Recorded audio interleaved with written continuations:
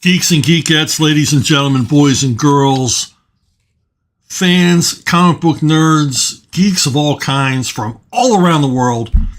This is your sage from the modern age. This is your comic book expert, your comic book insider, your four-color pal, Chuck Dixon. Here for another episode of Ask Chuck Dixon, where you get to ask me what I do for a living, about what I do for a living, and I write comic books for my sins. Before we get to the questions, try out spinrack.io at Discord. Graham Nolan and I are there critiquing scripts and art and layouts and inking and lettering and all kinds of stuff. It's a great community of comic book creators, comic book fans, and we'd like to see it grow. Along with the Spin Rack company, we'd like for you to have direct contact with us. I mean, we have contact here every week. You ask questions, I give the answers. This is more direct one-on-one. This is tutelage. This is coinage being spent on your behalf. So if you're interested in getting into the world of comics as a professional, I suggest you start by going to Discord and looking for spinrack.io. First question, Joshua Ignatowski. Might you have some tips for us fans how to better interact and treat you guys in the comics biz when meeting you at conventions? How can we as fans treat you hardworking pros better? Well, largely, I mean, I like going to conventions and meeting with the fans and talking with the fans. I've had some awesome conversations. I mean, I'm a big comic book fan too. So it's an opportunity to talk to people with like interests. You know what it's like the first time you met other comic fans and you could talk about comics without having to explain anything. It's a lot of fun, but you don't want to be this guy, just the rude fan looking for autographs. That's all he really cares about. He's just looking around to increase the value of his collection so he can later sell it on eBay for a fortune. You don't want to be that guy. You want to be the interested fan who wants to meet with a professional, has lots and lots of questions, and whatever. But my advice is don't be shy. So many fans are, they're shy. They want their book signed, yes, but if you're anything like me, I mean, I used to bring books to get signed just to have an excuse to meet the professional. And like a lot of you, I would just get tongue-tied as to what questions to ask. I mean, I'd have a million questions before meeting them and a million questions after, but while meeting them, I couldn't think of a single one. So just remember, we're in this comic book business because we love comics, and we love them just as much as you do. Otherwise, we would have found, trust me, a more reliable career than comics. We would have at some point grown up and gotten real adult jobs. So we're as deeply invested in this area, this medium, this hobby as you are. So don't be afraid to ask questions.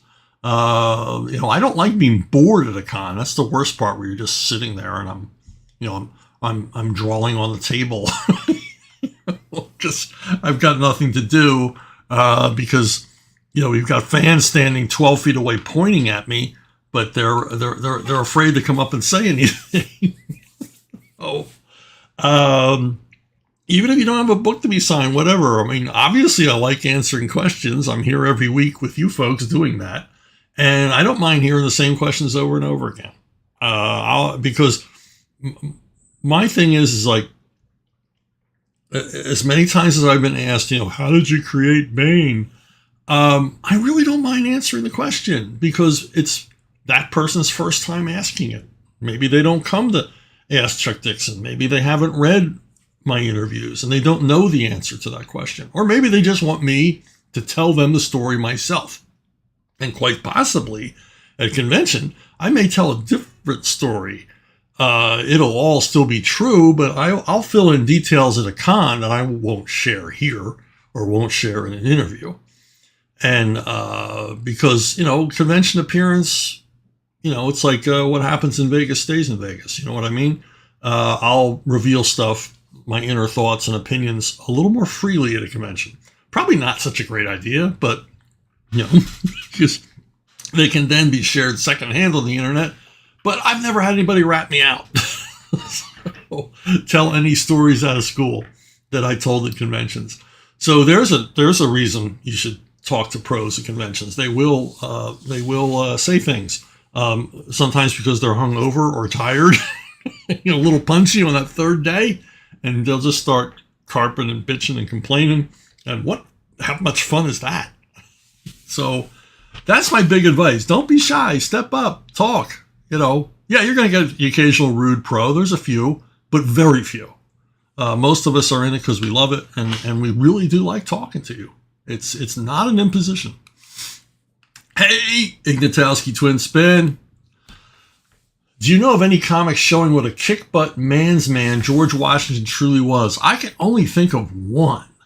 And that would be issue 29 of Two-Fisted Tales, one of the two EC War comics published in the 50s.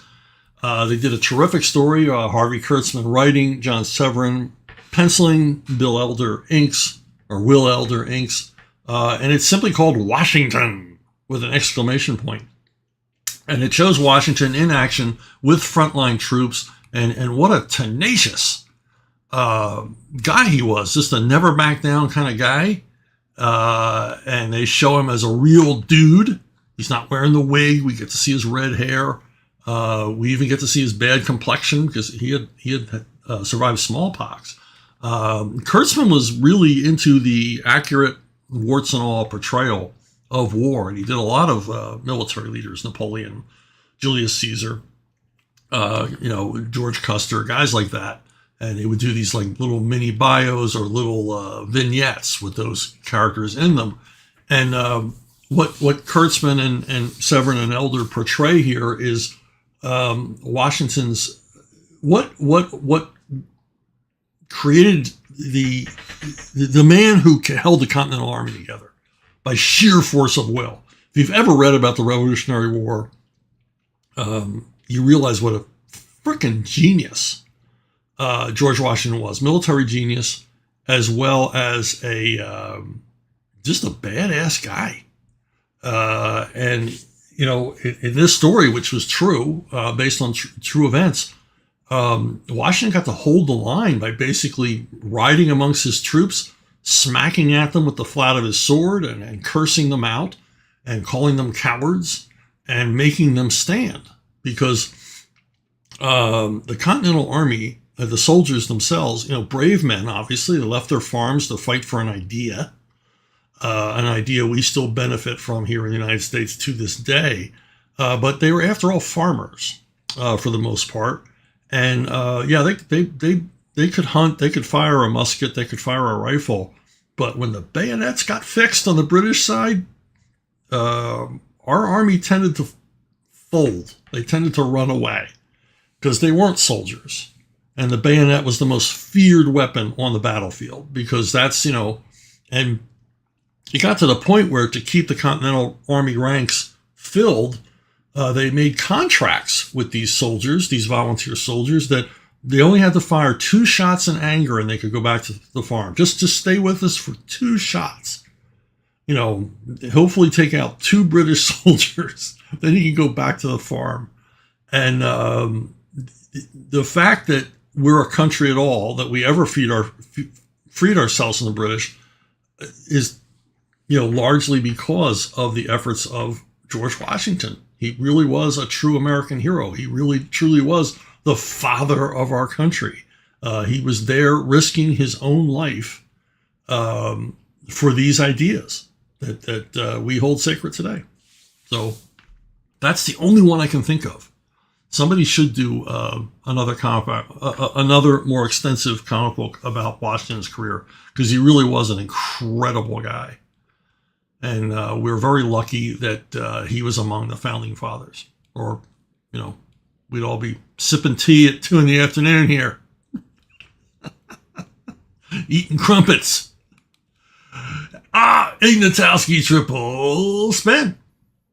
What would you say is the point in any comic book pro's career that one has typically had to reach before getting paid to come to conventions? I don't know. I've never been paid. I get offers. I get offers literally 4 or 5 times a week. Will you come to our convention? Will you come to our show? We'll pay all of your expenses. We'll pay your travel back and forth and your meals and your hotel. And that used to be really cool when I was younger. That used to be enough.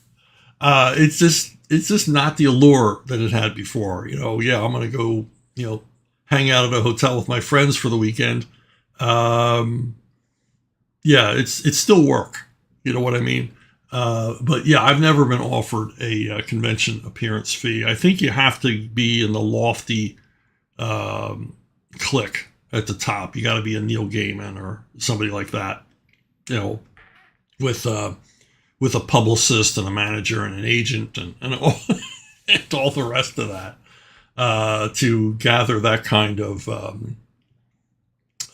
juice to ask for money to show up to a convention to promote yourself. Maybe the fact that I haven't done a convention and we're going on 4 years now. Maybe I'll start getting offers. Who knows? But I'll probably still turn them down because I'm busy. What can I say? I'm too busy doing work to promote my work. So there you have it. But yeah, what you got to do is you got to hire a PR guy and boost your image. Get your name out there amongst the cognoscenti. And I'm not amongst the cognoscenti. I'm down here with you folks. John Papa. Hey, John Papa. I haven't seen that name in a long time. Have you read any nonfiction books about piracy, especially any emphasizing what naval battles were like? I'm generally finding character bias, but not a lot of strategy. The first and best nonfiction book on pirates I ever read was The Buccaneers of America by John S. Wemeling. He was taken captive, basically made a slave by pirates, and upon escaping, wrote a lot about their lives. What life was like aboard a ship and during battles and such like that. And the thing I took away from this book, I read it as a teenager, was how really boring being a pirate was. Because there was long periods of inactivity. They might raid a port or or take a ship and then hide. Go hide because the British Navy or the Spanish Navy would be looking for them. And the Squemeling was all along the Spanish Main, all through the Caribbean. And sometimes they would hide for 6 months to a year. They would find some remote island, put into port, anchor their ship or careen their ship, and just spend 6 months to a year on that island, which gave the pirates the name Buccaneers, because a lot of that time they would spend hunting deer and skinning them for their hides, just basically to pass the time. And that's where the word buccaneer comes from. Now, as far as tactics and strategies, you don't read that much specifically about pirates. I think pirates had one strategy: just roll in and start shooting, get close enough to board. I mean, as we see in the movies, Blackbeard had a terrific strategy. If he was on a smaller ship, wanted to take a larger ship, once his men had boarded the larger ship, he set fire to his own ship, basically to say, "There's no going back. You take this ship or we'll all hang."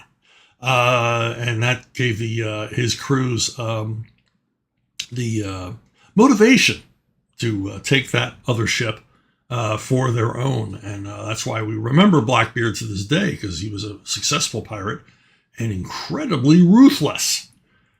Two of the best books I've ever read, and they are really expensive now on eBay and Amazon, are the two Borders Away books. And they show basically boarding tactics, weapons, and such like that. What kind of weaponry and grappling hooks. I mean, very, very detailed with illustrations and all the rest of it. These were invaluable when Steve Epting and I were working on El Cazador. Now, as far as tactics, you can buy books on like naval tactics of the period. and they're not written for landlubbers. It's like I tried reading some of these things, and I'm like, I'm completely lost. I don't understand any of this terminology. I don't understand what they're talking about. So I began reading nautical fiction, because nautical fiction writers have to make this clear to landlubbers, because most of their readers are going to be landlubbers. And so a lot of what I learned about nautical tactics came from, Patrick O'Brien and Alexander Kent and Dudley Pope and writers like that. And, they would explain kedging, what kedging was, and keel hauling and all the rest of it. What luffing sails meant, setting the topgallants. It gave me at least somewhat of an understanding so that I could write about this stuff, of how a ship sailed and what the different tasks of the different people on board are. What was what did a bosun do?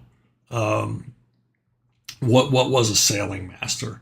I mean, what were their tasks? What were their jobs? And all the rest of it, as well as life aboard, at least a Napoleonic ship, which wouldn't have been that different from a pirate ship of the Golden Age in the 1600s. Now, the best pirate novel I've ever read, and I've read quite a few, is The Requiem Shark by Nicholas Griffin. This is a pirate novel that it's a yo-de-ho adventure story with plenty of action, but it approaches literature. It takes the story of pirates beyond the genre fiction to more of a historical adventure than anything else. But very well written, very grim, very bleak, much like Buccaneers of America was. So, next question. Creeper Weirdo, heavy metal or 2000 AD? 2000 AD all the time. 2000 AD, I mean, Judge Dredd, Strontium Dog, I mean, it goes on and on and on. They've been around forever. 2 publications a week, or I think, maybe Judge Dredd magazine comes out once a month. I'm not sure of the frequency, but, 2000 AD is there every week. With thrills and chills and humor and all the rest of it. There's just a feel to this material. There's a gravitational pull to this material with its dark humor and mega action, and just 2000 AD's just got the energy.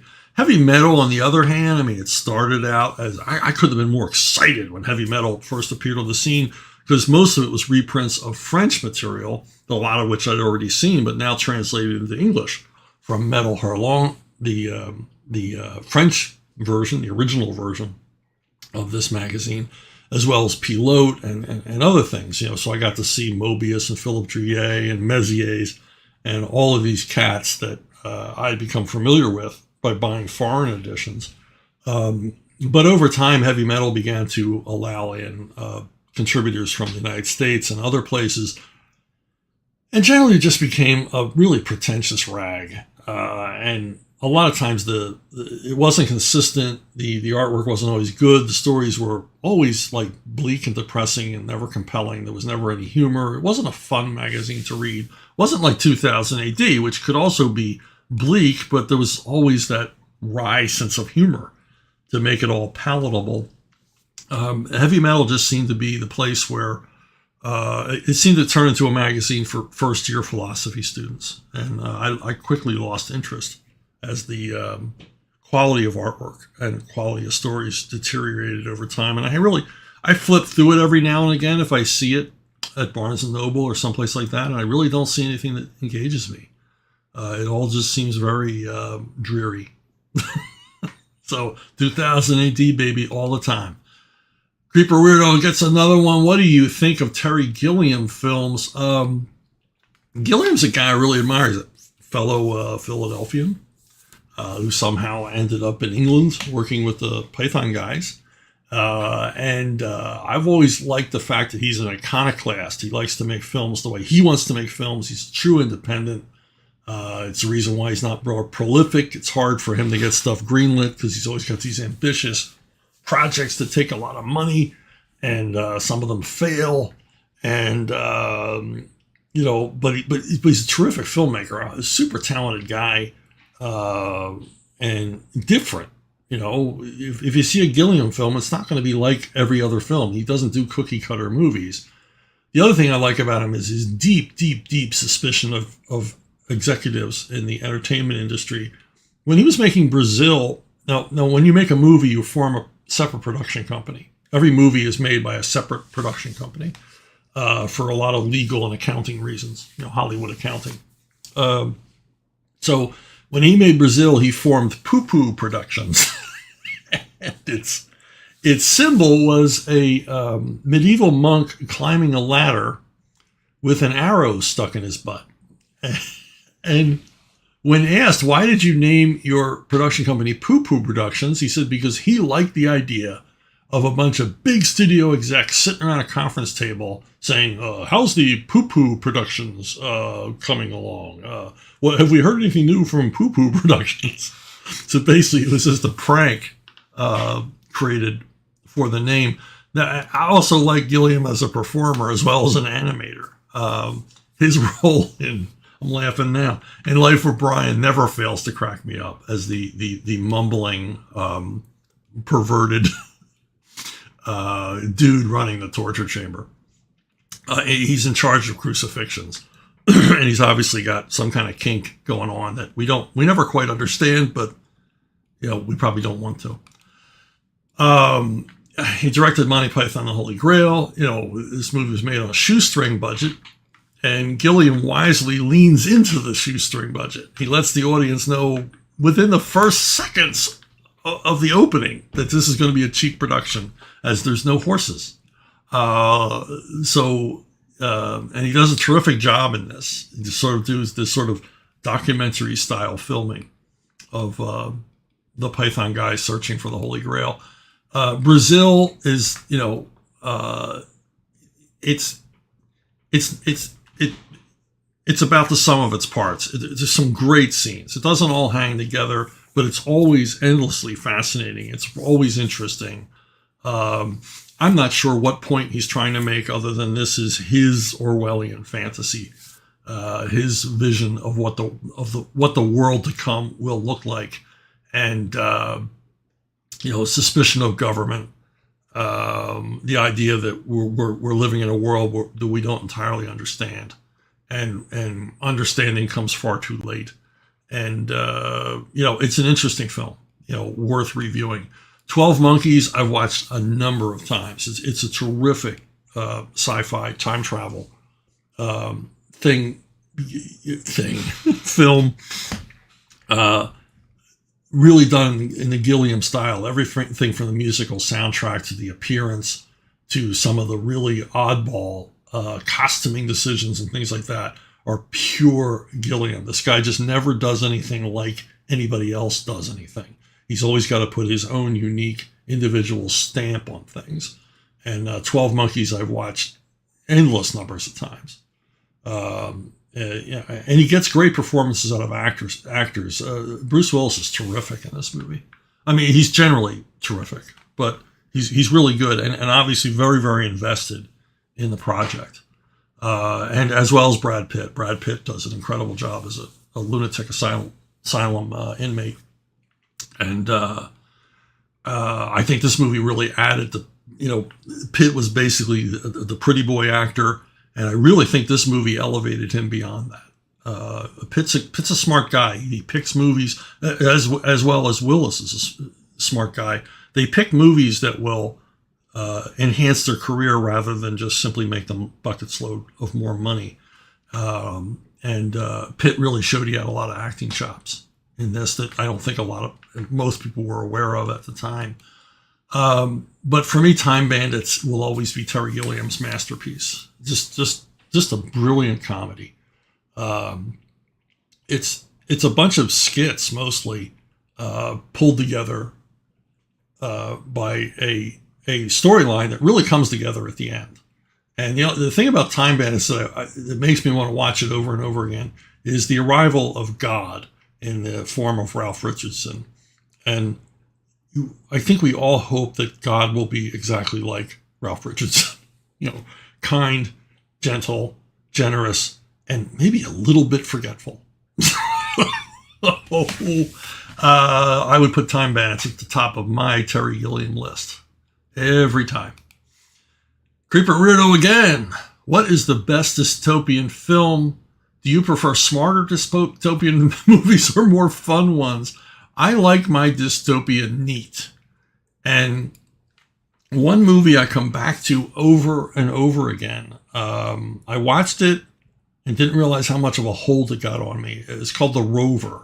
Stars Guy Pearce and Robert Pattinson. And the dystopia in the movie, it's set in Australia. Australians, man, they love end of the world movies. I mean, they make them constantly. I mean, from Road Warrior to others. On the beach, it's never explained what the dystopia is. It seems to be just the general collapse of society. Basically, I think the dystopia we're all looking forward to. Not looking forward to, but the one that's in our future. It's just the general collapse of society where there's no rule of law. There's no rule of anything. It's every man for himself. And Guy Pearce is on some kind of mission across the desert, across the outback in Australia. He's mad about something. I won't reveal what he's mad about because that's kind of the surprise at the end of the film, and very effective surprise at the end of the film. But along the way, he runs into a bunch of deadbeats and lowlifes and weirdos and perverts. And one of them is Robert Pattinson, who's playing like a mentally challenged guy who holds the key to the people that Guy Pearce is looking for. Guy Pearce is always awesome. It's a tremendous performance, very low-key, very restrained performance on his part. But Pattinson is the heart and soul of the movie. He's playing a guy who's really dumb. I mean, he's virtually an idiot. But he has one of the most touching scenes I've ever seen in a dystopic movie. He really is the heart of the film. And it involves a really soupy pop song. And the scene's kind of heartbreaking. And it's all up to him. It's the music and his reaction to it. It's like hearkening back to maybe his childhood before the world had fallen apart. And it's all done without words. It's all his facial expressions. It's quite a performance. Anybody who thinks the guy can't act, he can, given the right material. Okay. The Rover. That's the one you want to see. Not The Road. I don't like The Road. I love the novel, The Road. Don't like the movie. I feel the novel's unfilmable, and I was right. So, Hamilton Blues lovers. You mentioned one of DC's problems is the company believes nothing can improve on Watchmen and The Dark Knight. Yet you also said, why bother creating any fantasy fiction when there's nothing more to say after Tolkien? These seem like contradictory statements, so I was wondering if you could expand on that. Nah, not really. I can't really expand on it. I mean, I'm human. I'm as hypocritical as anybody else. But I mean, I'm not a fantasy guy. I was attracted to Tolkien for a lot of reasons. One of them being everyone else was reading it. And it seemed like a action-packed tale of daring do, so I wanted to read it. And it seemed like one of those books that you have to read. You've got to read Lord of the Rings. You've got to read Moby Dick. You've got to, it's like if you want to be part of Western culture, you got to read these books. And it wasn't recommended by the public school to read, which made it even more attractive. Having read it, I thought this is the last word. This is the final word on epic medieval fantasy. But they keep writing more. Other people are inspired to write this stuff. I was never inspired to write any fantasy. I thought Tolkien said it all. There's really nothing. I can't top that. I can't do more than that. I can't better that. Now I write Conan because I think Conan's such an awesome character. He needs more stories told about him. And it's in such a formula. But Lord of the Rings, it's sort of like it's the whole story, it's the whole saga. That's it. Why do we need any more of that? So yeah, I am a bit of a hypocrite from that aspect. But it was still wrong for DC to hold up Watchmen and Dark Knight. to the same level as Lord of the Rings. Like, these are the last words on superheroes and the greatest comic books ever created, and you'll never create anything as good as this. Now, maybe someday somebody will write a fantasy epic better or as good as Tolkien, but I ain't holding my breath. Twin spin for Hamilton Blues Lover. I know you've made I know they've made Die Hard comics in the past. If you ever got the chance, what kind of story would you tell? Die Hard Predator. I mean, come on. You knew that was coming. But no, I would just, I've never really thought about what kind of Die Hard story I would do, but, obviously you throw John McClane into the deep end, and it starts out as it looks like a standard everyday crime. And of course it grows to something much larger that either threatens the United States, the world, something he loves, whatever. These Die Hard movies are, cop thrillers on a grand scale, on a very much a comic book scale, where everything is larger than life and huge. And that's where I would go. On a side note, I did a comic. It's available now on Archaven, Arctunes. You can read it for free. The entire thing's up there for free at Arctunes. I'll provide a link. I did a comic called War Man back for Epic back in the day. And it was a creator-owned project by me and Juan Zanato. And for a brief time, an afternoon or so, it was considered for the plot line for Die Hard 4. This was years before Die Hard 4 was made. And it was going to star Bruce Willis, obviously, and Britney Spears playing his daughter instead of Mary Winstead. And it was... War Man involves a jumbo jetliner that gets a bomb on board, brings it down in the Amazonian jungle. And the dozen or so survivors have to make it out of the jungle, stalked by the people who planted the bomb, who want to make sure they're all dead. It involved Colombian cocaine cartels and crocodiles and and Javaros and all kinds of crazy jungle action. And 20th Century Fox considered it for a short while, purchasing it to form the basis of the next Bruce Willis action film.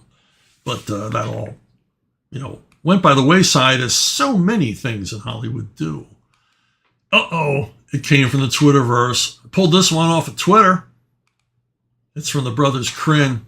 Any chance of you doing a set of Cull or Solomon Kane pastiches? Yeah, I really like Solomon Kane, and I wrote quite a bit of King Cull before taking over the main feature on Savage Sword of Conan. I wrote dozens of Cull stories. So yeah, I like both characters a whole lot, but I don't think I'll be writing any further adventures for them. It's really all about Conan for me, as much as I really like those other characters. And I don't know if I really have a handle on Solomon Kane. And to write a Cull story, it's kind of like a Conan story just set earlier, so why not just make it a Conan story, in my mind. For the same question I ask myself whenever I see Clint Eastwood play a cop who's not Dirty Harry, I said, well, why didn't he just make this Dirty Harry movie?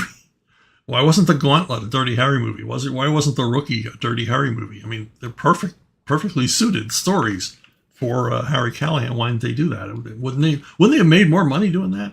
And that's basically it. I mean, why think of a Cull story when basically it's a Conan story, and I can get more mileage out of it as a Conan story, quite frankly. Speaking of Conan, Siege of the Black Citadel. This isn't the end. I'm just plugging.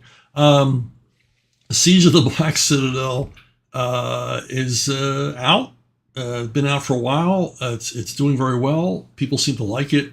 Books 2 and 3 are written. Book 2 should be announced very soon. It's called Caravan of the Damned. You can buy this on Amazon, or you can go direct to Archaven in the link provided below, and you'll get a free ebook along with the paperback. Hey, it's story time. I haven't done this in a while on Ask Chuck Dixon. A lot of times you don't know what to ask me. So there's things you don't know about to ask questions about. So I thought I'd share a little tale of back in my career at DC Comics. Now, a little background, DC Comics had offices all over Manhattan, not all at the same time, obviously, and they would move. It seemed like each time as a guy wanting to get into the business and as a pro, it seemed like every time I visited DC, they were in a different place. They moved the whole Megillah a few blocks east or north or west to some other building.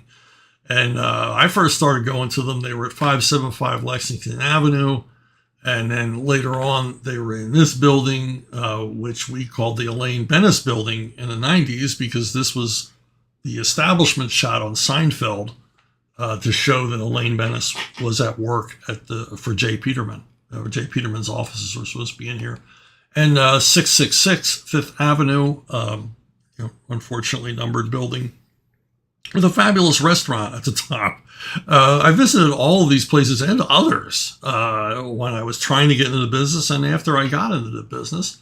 And eventually, of course, DC would move to LA and oblivion. There are no more DC offices anymore. Where's the DC office? Nowhere. It's a ghost town. You can hear the wind blowing through it. So that's a long way around to tell you a story that took place in front of the Time Warner building. This is the last place I ever visited DC in New York. I think it's on 57th Street. And not 5th. Is it Broadway? Not sure. 7th Avenue? Can't remember. It's been a while. Anyway, I used to go up to DC at least once a month. I mean, this is even when I was doing 4 monthlies for them. I made it a point to visit at least once a month, show up on a Wednesday, and spend time with my editors, go out, they'd treat me to lunch, meet other freelancers, because other freelancers always showed up on Wednesday. It was a comic book tradition. Wednesday is freelancer day. And then hang out with editors, pitch ideas, talk about stuff coming up, just generally hang out and have a good time. Look at flat files full of original art. Usually left with a whole bunch of comp copies of trade paperbacks and things like that. And it was just a fun time. And one day, and I would spend the whole day there. I was there until, basically the editors were going to go home. And I went down to the street with Scott Peterson. And we were standing out on the street because he had to go one way to his train and I had to go another way to my train. We were going to part ways. And we finished our conversation down on the street. And as we're finishing our conversation, this panhandler comes up, and he walks up to us like he knows us, and he says, "Hey, Kenny, hey, Kenny." So you're in New York, you ignore these people, you don't make eye contact, you just pretend they're not there. So we continue our conversation, and all through our conversation, this guy's like, "Kenny, hey, Kenny." So finally, we're done talking, ready to part ways, and we both turn to this guy and say, "Who are you talking to?"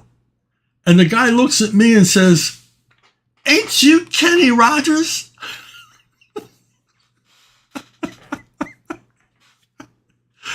And Scott Peterson looked at me and he says, "I'm never going to let you forget this." So there's your story time for this week. Maybe next time somebody will ask me about the time I had an argument with James Earl Jones, and we'll have another story time. If you want to ask me that question or any others or suggestions, or